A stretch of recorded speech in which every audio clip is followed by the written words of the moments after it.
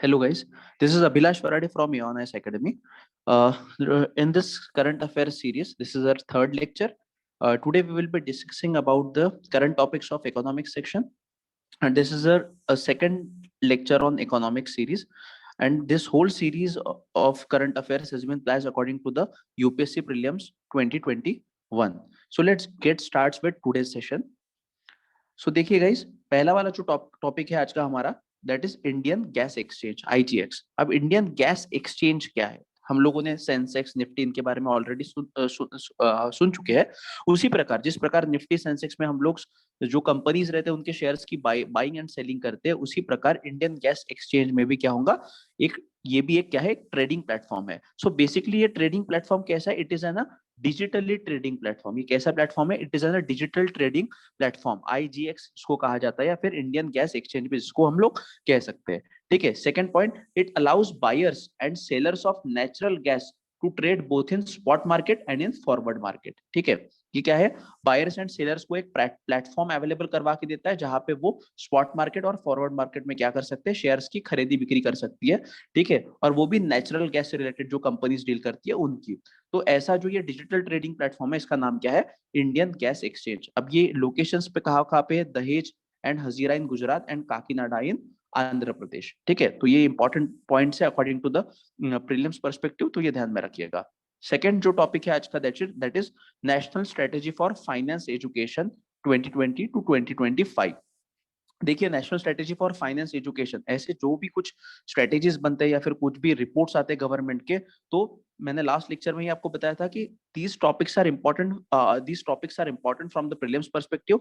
इसमें ये ध्यान में रखना कि ये जो रिपोर्ट है या फिर ये कोई भी जो स्ट्रेटेजी है, ये किसने पब्लिश किया, क्या की है, कौन से डिपार्टमेंट ने पब्लिश की है।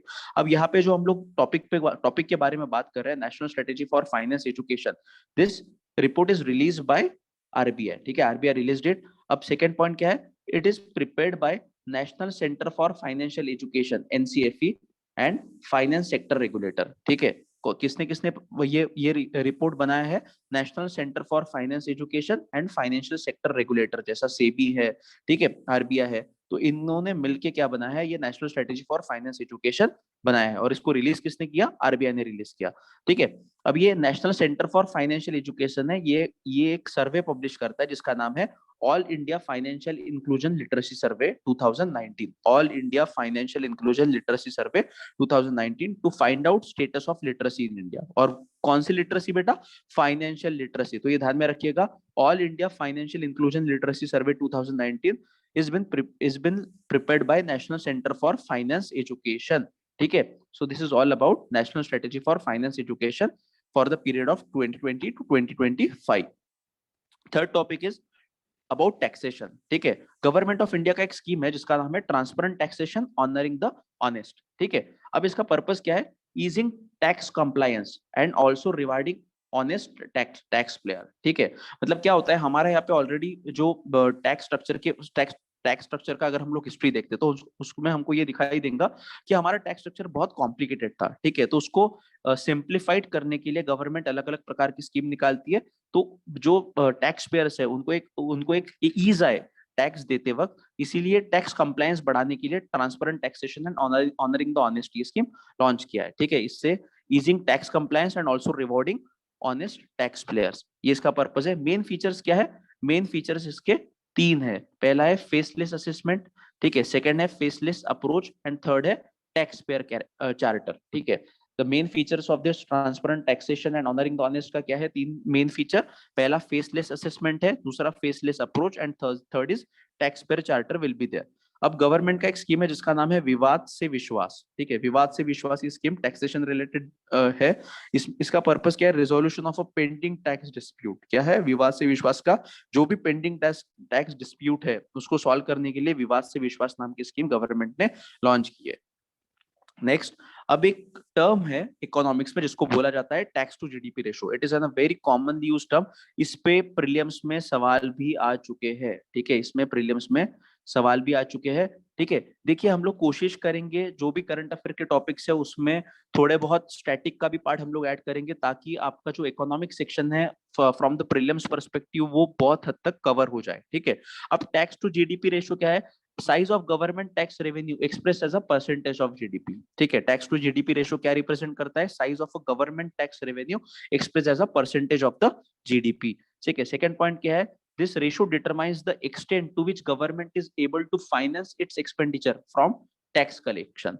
ठीक है, ये रेशियो क्या डिटरमाइन करता है कि सरकार के पास में जितना भी पैसा है वो कितना खर्च कर सकती है ये फ्रॉम टैक्स कलेक्शन। ये रेशो डिटरमाइन करता है। ये रेशो का नाम क्या है? Tax to GDP ratio. अब जितना टैक्स टू जीडीपी रेशो ज्यादा रहेगा, थर्ड पॉइंट में वही बोला गया है, जितना टैक्स टू जीडीपी रेशो ज्यादा रहेगा उतना economic tax buoyancy is high. ठीक है, उतना इकोनॉमी की टैक्स बायोंसी कैसे रहेंगी? हाई रहेंगी। ठीक है, अब फोर्थ न्यूज पे आते हैं। Fourth news is about export preparedness index 2020। Fourth news is about export preparedness index 2020। Last class में भी हमने देखा था कि बेसिकली ये इंडेक्सेस हमको प्रीलिम्स में पूछे जाते हैं। तो पहला पॉइंट, ये एक्सपोर्ट प्रिपेयर्डनेस इंडेक्स 2020 कौन रिलीज करता है?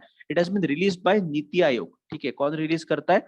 NITI Aayog and institute of competitiveness. ठीक है, NITI Aayog and institute of competitiveness ये दोनों ज्वाइंटली क्या करते हैं? एक्सपोर्ट प्रिपेयर्डनेस इंडेक्स को लॉन्च करते हैं। अब ये एक्सपोर्ट प्रिपेयर्डनेस इंडेक्स के 4 पिलर्स है। अब 4 पिलर्स कौन से? एक तो policy of export, second is business ecosystem का डेवलपमेंट करना, एक्सपोर्ट इकोसिस्टम का डेवलपमेंट करना एंड एक्सपोर्ट परफॉर्मेंस का डेवलपमेंट करना। आपको पूछा जा सकता है कि 4 पिलर कौन से है, तो ये ध्यान में रखना। अब उसके बाद में जो फैक्चुअल चीजें या फिर कभी कभार यूपीएससी इन पे भी सवाल पूछती है कि टॉप 3 स्टेट्स कौन से एक्सपोर्ट के? तो Gujarat, Maharashtra and Tamil Nadu. So these 3 are the top 3 export, top 3 state which has the largest share in export of India.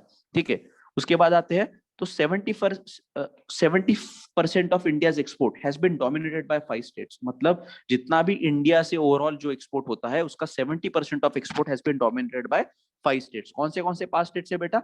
First is Maharashtra, second is Gujarat, third Karnataka, fourth Tamil Nadu and Telangana. इसको याद करके रखिए। ठीक है, इसको रट्टा मार के रखिए। These facts are important, very much important from the prelims perspective. इसमें कभी कभार ऐसे सवाल पूछे जाते हैं या फिर कोई पॉइंट्स ऐसा पॉइंट वहां पे लिखा जाता है। ठीक है, तो ऐसे फैक्ट्स आपको एक्सपोर्ट के रिगार्डिंग पता होने चाहिए। ठीक है, अब इसके बाद नेक्स्ट टॉपिक पे आएंगे। अब यहाँ पे ये स्लाइड पे डिफरेंट इंडेक्सेस हमने लिखे हैं और कौन रिलीज करता है कौन से ईयर में और इंडिया का रैंक क्या है। ठीक है, तो पहला जो इंपॉर्टेंट इंडेक्स है that is logistics performance index. This index is release by world bank. ठीक है, वर्ल्ड बैंक रिलीज करता है और 2018 का जो रैंकिंग था इंडिया का वो कौन सा था? 44 आउट ऑफ 160 कंट्रीज। ठीक है, 44 out of 160 countries logistics performance index release by world bank. Second index is trading across border doing business. ठीक है, trading across border doing business index, ये भी कौन रिलीज करता है? This index is also release by world bank. 2019 में India का rank कितना था? 68th out of 190 countries. Next, trade facilitation index. अब ये ट्रेड फैसिलिटेशन इंडेक्स कौन रिलीज करता है? OECD, organisation of economic cooperation and development, और 2018 में ये इंडेक्स रिलीज हुआ था। ठीक है, फोर्थ जो इंडेक्स हमारे पास अवेलेबल है that is enabling trade index. ठीक है, कौन सा है? Enabling trade index. अब ये भी इंडेक्स कौन रिलीज करता है? वर्ल्ड इकोनॉमिक फोरम रिलीज करता है। ठीक है, और 2016 में इंडिया का रैंक कितना था? 102 आउट ऑफ 136 कंट्रीज। तो ये 4 इंपॉर्टेंट इंडेक्सेस है। ये 4 इंपॉर्टेंट इंडेक्स को याद करके रखिए। इतना देखिए, रैंकिंग नहीं भी याद किया तो भी चलेगा, बट एक आध बार पॉइंट पूछा जाता है प्रीलिम्स में, तो एक बार देख लेना। बट ये इंडेक्स बेसिकली उसका नाम और कौन रिलीज करता है इतना भी अगर आपको पता रहा that is more than sufficient. ठीक है, नेक्स्ट टॉपिक पे आते हैं। हाँ, दीनदयाल उपाध्याय ग्राम ज्योति योजना। ठीक है, दीनदयाल उपाध्याय ग्राम ज्योति योजना। अब ये स्पेसिफिकली इस योजना के अंतर्गत क्या होने वाला है? Free electricity connection to under privilege. मतलब जो भी अंडर प्रिविलेज गरीब लोग हैं उनको क्या देने वाली है सरकार? फ्री इलेक्ट्रिसिटी कनेक्शन प्रोवाइड करने वाली है। और ये स्कीम के अंतर्गत में फीडर सेपरेशन किया गया है। ठीक है, फीडर सेपरेशन क्या होता है कि डिस्ट्रीब्यूशन से जो लाइन आती है वो 2 लाइन निकलती है बेटा, मतलब वहां से ही 2 लाइन डिस्ट्रीब्यूट की जाएंगी। एक लाइन एग्रीकल्चर के लिए स्पेसिफिक रहेंगी और दूसरी नॉन एग्रीकल्चर के लिए रहेगी। अब देखिए, फीडर सेपरेशन क्यों आवश्यक है? बिकॉज एग्रीकल्चर में जो मोटर पानी के लिए जो मोटर चलाई जाती है वो 3 फेज मोटर रहती है। कैसे रहती है? 3 फेज मोटर रहती है। और नॉन एग्रीकल्चर एक्टिविटीज मतलब क्या? घर के लिए वगैरह सिंगल फेज लाइन लगता है। कितना लाइन लगता है? सिंगल फेज लाइन लगता है। तो ऐसे कंडीशन में फीडर सेपरेशन से क्या होगा कि एग्रीकल्चर के लिए 3 फेज जाएगा और नॉन एग्रीकल्चर के लिए सिंगल फेज रहेगा। अगर आप आज गांव में वगैरह जाते हो तो गांव में आपको 24/7 लाइट मिलेंगी। ठीक है, कौन से मतलब प्रॉपर गांव में। बट अगर आप खेती में जाते हो, वहां पे अगर आप पंप चलाते हो, तो वहां पे 12 घंटे या फिर 13 घंटे के लिए 3 फेज लाइन रहती है, बाकी टाइम 3 फेज लाइन नहीं रहती है। इसको बोलते हैं फीडर सेपरेशन। मतलब जो लाइन घर पे आ रही है गांव में और जो लाइन खेती में जा रही है, ये इसका क्या किया जाएगा, इसको सेपरेट किया जाएगा और डिस्ट्रीब्यूट किया जाएगा। ये कौन से स्कीम के अंतर्गत होने वाला है, दीनदयाल उपाध्याय ग्राम ज्योति योजना। इसका इंप्लीमेंटेशन बहुत हद तक हो चुका है। ठीक है, next topic is agriculture education. अब एग्रीकल्चर, ये आपको सबको पता है कि agriculture is one of the important topic. ठीक है, इवन लास्ट ईयर के अगर प्रीलिम्स का पेपर अगर हम लोग देखते हो, तो करीबन करीबन 7 to 8 क्वेश्चंस एग्रीकल्चर रिलेटेड आए हैं। So that's why agriculture topic is important. अब ये एग्रीकल्चर एजुकेशन में सरकार की एक स्कीम है जिसका नाम है आर्या, ARYA। ठीक है, Arya stands for attracting and retaining youth in agriculture, attracting and retaining youth in agriculture. अभी क्या करने वाला है, attract and empower youth in the rural areas in the agriculture and allied activities and service sector enterprises.